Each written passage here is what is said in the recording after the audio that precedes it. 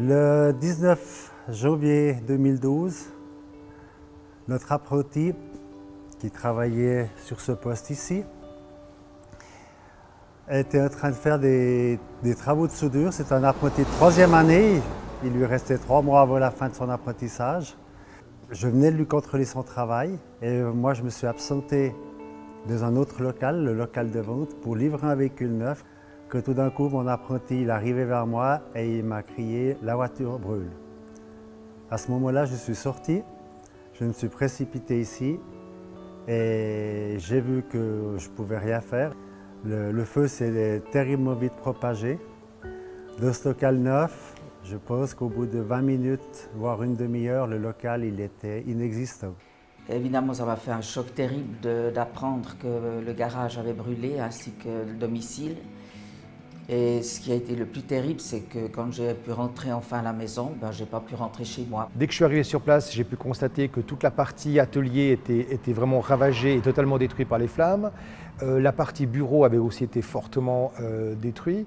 Il ne restait plus qu'une partie, le parti côté route, qui était encore dans un état acceptable, avec une partie lavage et puis colonne d'essence qui avait été fort heureusement pas trop touchée par le sinistre.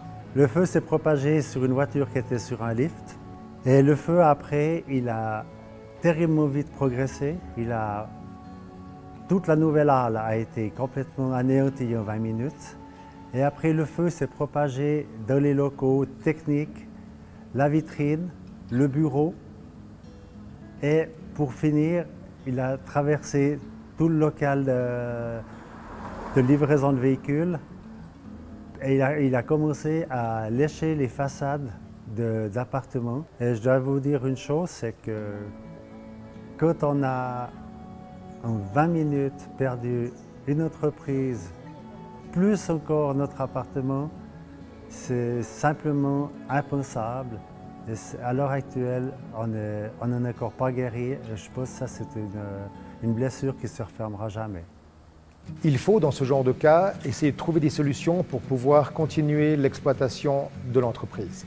Et ensemble, on a décidé qu'il pouvait essayer de continuer son activité en travaillant dans le local de lavage.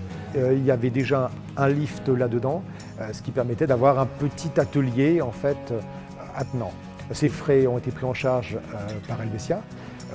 C'est ce qu'on appelle des frais supplémentaires qui permettent et qui sont nécessaires pour continuer l'exploitation de l'entreprise. Et là, j'ai pu travailler 18 mois grâce à l'Helvetia, que je puisse travailler et surtout ne pas perdre toute ma clientèle. On a essayé de mettre de la publicité pour que les gens aient toujours en tête comme quoi le garage du Clos était présent, ils étaient là et que même s'il y avait eu un sinistre, ils continuaient parfaitement à répondre à leurs clients. On a pu inaugurer le 21 décembre 2013, c'est-à-dire 23 mois après l'incendie. Chaque fin de mois, le garage du Clos me faisait parvenir les chiffres qu'ils avaient réalisés le mois précédent. Ceci me permettait d'ajuster justement la prestation d'assurance. Et puis, tout en étant quand même parfaitement conscient que la situation qu'ils vivaient n'était pas simple. Dans un moment aussi difficile que ça, c'est vrai que je dois dire que j'ai été j'ai beaucoup apprécié qu'ils aient beaucoup été à mon écoute, gentils, compréhensifs. Ils ne m'ont pas bousculé, ils ont vraiment été des gens vraiment sérieux dans leur métier.